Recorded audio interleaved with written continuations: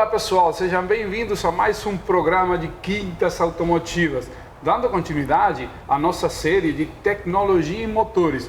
E aqui uma surpresa, quem que está hoje no programa? O Renato Bourbon. Ele é já conhecido do segmento, da galera que gosta de tecnologia automotiva. E a novidade é que ele agora faz parte do Centro de Treinamento Automotivo. Então, óbvio, vamos aproveitar. Tamo junto, Diego. Tamo junto, vamos aproveitar ele para trabalhar aqui esse sistema de tecnologia. Hoje, na continuidade da primeira entrega da série, vamos falar de relação de compressão. A importância que tem a relação de compressão, depois vamos ver, talvez em próximas entregas, como isso também influi no diagnóstico. Exatamente. Mas para isso, Renato, conta um pouquinho, o que é esse tema da relação? Bom, vamos lá.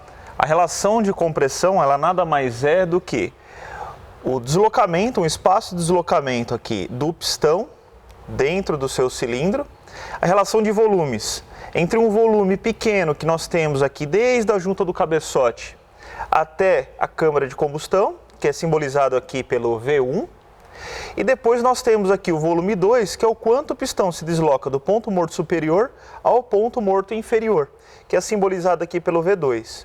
Então a relação de compressão nada mais é do que esse volume todo aqui, V1 mais V2, que está simbolizado nesta fórmula aqui, V1 mais V2, dividido pelo volume 1 da câmara de combustão. Então, para ficar um pouco mais fácil para a gente entender, vamos levar para o nosso dia a dia, né, Diego? Dois copinhos aqui. Fácil de então, entender. vamos imaginar aqui que esse copo tem um volume de 500 ml e esse outro copinho aqui, que é o copinho de café, um volume de 50. Então, o que vai ser? Nós temos aqui o volume de 50 na câmara de combustão, né? Um exemplo, claro, cada motor vai ter volumes diferentes, então tem aqui um volume de 50 e um volume de 500 aqui. Dividido, somados, né? Os dois somados e dividido pelo volume menor aqui desse copinho. Isso nos dá uma relação de compressão, certo, Diego? Uhum. Então, se a gente for simbolizar também como matematicamente seria? isso, né? Matematicamente isso, vamos pegar aqui e fazer o cálculo. Então, relação de compressão. Nós temos aqui o volume 1, copinho pequeno. Um exemplo, o copo pequeno de 50, mais o copo maior de 500, dividido pelo menor. Essa relação vai nos dar um número 11. Não tem unidade, né, Diego? Uhum. Aqui não existe unidade. 11 para 1. Ou seja, significa dizer que aquele copinho maior, ele cabe 11 vezes o volume daquele copinho menor. Quer dizer que a soma desses dois volumes entra 11 vezes dentro do volume menor. Exatamente. É o que nós estamos vendo aqui também. A Exatamente. Soma, esse volume mais esse volume entra 11 vezes no volume menor, que seria, no caso, a câmara de combustão. Exatamente. Então, por isso é a relação de compressão. Quanto é em total que se comprime. No exemplo que você colocou, 11 vezes a 1. A 1. E aí acontece o quê, né? Aumenta a pressão. Aumenta a pressão, temperatura. aumenta a temperatura. Isso é necessário porque a gente precisa otimizar o máximo, né, do esforço de queima aí desse combustível, né? Aproveitar o máximo dessa energia, e cada tipo de combustível nós teremos relações de compressão diferentes. Uhum. O álcool, o etanol, ele possui um tipo de relação de compressão para trabalho, a gasolina, o diesel. Então nós partimos muitas vezes até para um motor a gasolina de 9 partes para 1, 9 para 1, até para motores diesel 18, 19 partes para 1. Então, o que vai determinar essa relação de compressão diferente é um tipo de combustível e também o projeto do fabricante. E o limite, assim, por que comprime mais um que o outro, né? Na gasolina, etanol, é simples. Todo combustível tem um limite de compressão até ele explodir de forma espontânea. Espontânea, né? Exato. Então, assim, na gasolina, ele tem uma tolerância menor, Exato. Né, a gerar a detonação, a combustão espontânea. Então, comprime mais ou menos 9, 10 a 1, já motores um pouquinho mais esportivos. Já no etanol puro, ele mais é possível, elevada essa ele taxa. tolera mais essa relação de compressão. Exato. E nem falar no diesel, né? No diesel Maior é outro ainda. combustível completamente diferente. E aí é o seguinte, um conceito importante. Quando a gente tem um combustível, o combustível é fonte de energia. Sim. Então, quanto mais eu consigo comprimir um combustível, eu vou retirar dele a maior quantidade de energia. E aqui nós medimos, às vezes, em quilocalorias, o Joule também, que é a unidade de medida para justamente medir energia. Então, o segredo é comprimir o máximo possível para extrair a maior quantidade de energia desse combustível antes de ele detonar, antes de ele entrar em combustão de forma espontânea. E os sistemas hoje ajudam muito para isso. Trabalham no limite mesmo ali de máxima compressão, né? Para que ele aproveite o máximo possível de toda essa energia. Exatamente. A indústria automotiva, ela tem que encontrar um equilíbrio perfeito entre pressão e temperatura. Motor é máquina térmica, ou seja, quanto mais extraímos dele em energia, vai ter um resultado térmico. Então, vocês devem ter percebido ao longo do tempo que os motores começam a trabalhar mais quentes, com pressões superiores, para extrair um maior rendimento, como falamos agora. A relação de compressão aí é totalmente definitiva para esse conceito. E de nosso lado, na reparação automotiva, nós temos que cuidar que isso aconteça, porque não é fácil você colocar um volume, comprimir 11 vezes um volume dentro de outro. Exatamente. Há uma tendência a essa pressão ter fuga, querer sair por qualquer lugar. Exato. Né? E o próprio desgaste do conjunto, né? Das paredes do cilindro, dos anéis, dos assentamentos de válvula, alterações que possa ser feita numa reparação, a utilização de um pistão inadequado, muitas vezes um calço hidráulico provocado no motor, torta uma biela, vai influenciar diretamente nessa relação de compressão, que com certeza vai influenciar no bom funcionamento do motor. Muito bom, perfeito. Isso aqui é um cálculo matemático. Exato. Mas na prática, será que funciona assim? Na prática, isso aqui é uma relação de compressão teórica que nós chamamos, né, Diego?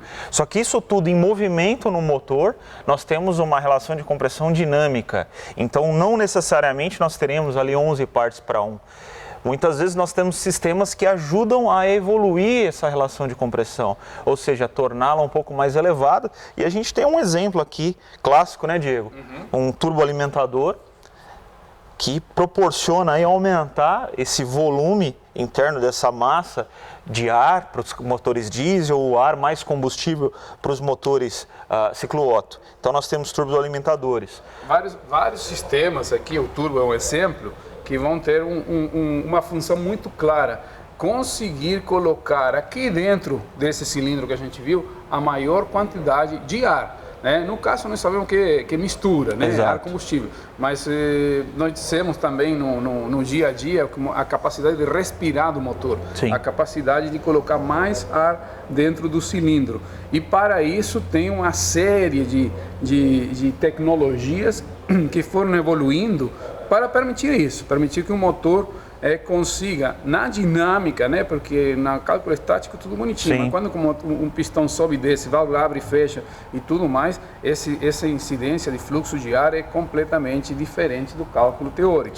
Então aí que estão os segredos, né? Turbocompressor é um deles, né? Mas também a gente vê que ao longo do tempo a indústria foi evoluindo com os motores multivalvulares, né? Passamos aí a motores com uma válvula de emissão aqui, simbolizada pelo azul, e vermelho aqui de escapamento. Então passamos de 2 válvulas por cilindro para 4 válvulas por cilindro, 2 de admissão, 2 de escapamento. Motores que possuem 5 válvulas, 3 de admissão, 2 de escapamento ou 3 válvulas. Sempre aqui nós temos um diâmetro maior para admissão e um diâmetro menor para o escapamento. A grande dificuldade é colocar o ar lá dentro, né?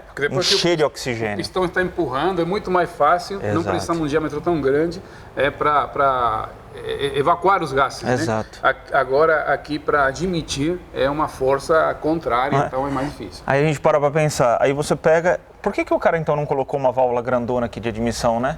Já tínhamos aqui. Uma válvula grandona, né? Então, qual é a diferença? Porque qual é o limite de uma válvula? Temos limites construtivos aqui nessa câmara de combustão. Nós temos limites também de troca de calor. Se eu tenho uma válvula muito grande, a dilatação é maior. Nós temos dificuldades aqui de ter a dilatação e a boa vedação. Então, tudo isso é combinado para uma relação onde a gente consiga encontrar pela mesma área proporcionada aqui, ó, a área da válvula de admissão maior, eu coloco duas menores e eu tenho a mesma área que essa. Então, com isso, eu consigo ganhar eficiência, às vezes até maior. E tem um outro fenômeno também que limita o tamanho da válvula, que é o próprio peso, a massa. Sim. Uma válvula é uma massa em movimento. Então, imagina se você tem uma válvula de maior diâmetro, como elemento individual, ele é mais pesado que qualquer uma dessas aqui. Então, é melhor esse motor para altas rotações, porque a válvula vai ter menos tendência a flutuar que no caso de uma válvula grande, que a massa é maior.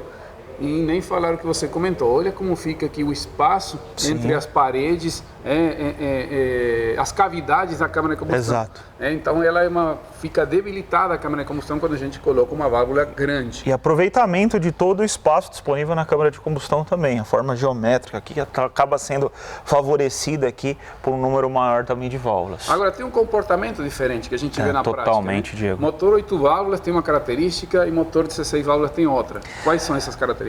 Quando a gente aumenta aqui essa área, esse volume de ar que entra para o motor, a gente acaba mudando um pouco da velocidade desse fluido que está entrando lá dentro. Então a grande dificuldade dos motores multivalvulados, bem no começo lá, né, Diego, a gente tinha motores muito fracos em baixa rotação. Então era obrigado o motorista a acelerar, encher o motor para ele ganhar em rotação e ganhar em inércia desses gases que estão entrando para ter uma boa resposta. E aí o que acontecia? Eram motores fracos de baixa rotação, mas muito bons de alta rotação. Sim. E aí a tecnologia vem. A tecnologia vem através de coletores de admissão variáveis. Geometria variável. Então, o que eu faço? Em alta rotação, a gente tem um coletor com uma dimensão diferente do que de baixa rotação. Alta rotação, ele é coletor de menor tamanho. Curtinho, bem curtinho. E baixa rotação, ele tem que ter um percurso maior. Né? Aí é simples, você vê um motor de corrida, sempre vai ver que tem uns tubinhos bem curtinhos, porque o motor de corrida não está nem aí com baixa rotação. Alta rotação. Então, eles têm tubos curtos, Exato. mas em baixa eles não são muito bons. Muito legal. Aliás, se vocês gostam do tema, por exemplo, distribuição variável, coletor variável, todas essas tecnologias que estão relacionadas à eficiência volumétrica, coloca um comentário aí que a gente faz. Coloca para nós lá, né? A gente se estende um pouco mais nisso aí. Exato. Mas sabe que eu fiquei interessado? Que você estava falando também essa relação de como o fluxo de ar isso é fundamental, se Diego. comporta. Exatamente. Né? Então, isso para a gente que gostamos de falar de eficiência volumétrica, aqui nós vemos como algumas tecnologias estão fazendo o trabalho de essa coluna de ar imprimir velocidades diferentes. Exato. Então a gente tem aqui na imagem um exemplo, né, de um fluxo sendo desviado aqui do ar de admissão. Então, um exemplo típico de um coletor variável. Ora, ele se comporta de forma longa, permitindo com que a gente ganhe uma velocidade do ar que está entrando aqui dentro do motor. Então, a gente tem uma velocidade maior, consequentemente um bom enchimento. Ora, ele se comporta curto para as rotações mais elevadas, que a gente já tem uma velocidade grande desses fluidos. Exatamente. Esse flap que está aqui, igualzinho que o flap de um avião, tá vendo? Ele diminui de alguma forma o diâmetro do coletor de admissão, acelera a velocidade dos gases e tem comportamentos diferentes conforme a rotação do motor. Exato. Porque, olha, é muito difícil encher um cilindro. A gente tem um exemplo prático, eu gosto de comentar o seguinte: imagina que você pega uma seringa e você vai lentamente enchendo com fluido, né? Pode ser água, está num balde com água, você vai lentamente fazendo essa depressão aqui e enchendo a seringa com água. Você vai ver que você vai obter um volume. Agora, se você acelera, se você faz isso rápido, você vai ver que esse volume que você obtém é menor. Aí não é questão, que fez, não, você pode enfiar no fundo do balde de água que, conforme a velocidade desse êmbolo, a capacidade de encher o cilindro é menor. O que quer dizer? Que essa relação de compressão que a gente viu no começo do vídeo, quando ela se transforma numa relação dinâmica, ela varia conforme varia a rotação do motor. Ele começa a ficar, vamos dizer assim, mais fraco. Quanto mais RPM tem um motor, menor a capacidade de encher esse cilindro. Exato. Por isso, tanta tecnologia. Por isso também tem detalhes que não são novos. Por exemplo, a gente vê aqui nesse vídeo... Colocar uma animação aí para a gente explicar um pouco melhor. Um turbo, né? Obviamente, que o Renato já comentou, ajudando de forma externa para encher o cilindro. Então isso é sobrealimentação, não falamos de turbo, mas é um sistema de sobrealimentação. Exato. E aqui está mostrando o comportamento das válvulas e especificamente um processo que acho que todo mundo que gosta já ouviu falar, que é o cruzamento de válvulas. É a abertura, o início de abertura da válvula de admissão, né? E aqui o fechamento da válvula de escapamento. Então nós temos aqui o fluxo, o cruzamento de válvulas. Importante aqui, Diego, é que o cabeçote em si, ele é o grande elemento mestre aí para uma boa performance do motor. Sim. Né? Então, quando a gente olha um cabeçote, nós observamos aqui a sede de válvula, o ângulo de assentamento da válvula, tudo isso influencia para o fluxo aqui de ar. Nós temos ferramentas, que é o banco de fluxo de cabeçote, que ele é para desenvolvimento de cabeçote, e ele mede justamente esse fluxo, essa coluna de ar que é formada aqui. Essa capacidade de colocar ar para dentro. Exatamente. E como isso varia conforme vários fatores. Por exemplo, quanto que se desloca essa válvula? Qual é o ângulo? Esse que você estava falando aqui. Esse ângulo. E é 30 graus, é 45. Tudo isso tem uma incidência. É o seguinte, a gente fala do ângulo, tem mais de um ângulo. Exato. Muitas vezes 3, 4 ângulos são formados. Exatamente, para fazer um efeito aerodinâmico. Exato. Um efeito aerodinâmico. Que mais um ângulo aqui, ó.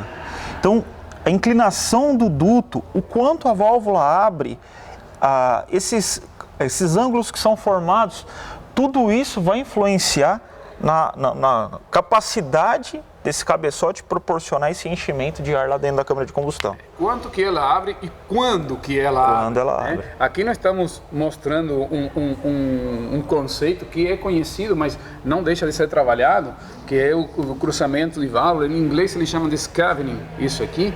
Olha, quando você para ver, diz, isso aqui a gente está desperdiçando energia, porque o momento que eu tenho as duas válvulas abertas, eu estou com válvula de admissão aberta, eu estou com válvula de escapamento aberta. Parece um desperdício, né, Diego? Parece um desperdício. Olha, estou jogando Mas isso é necessário. Limpo pelo escapamento, estou jogando ar queimado para trás. O que está acontecendo nesse fenômeno aqui?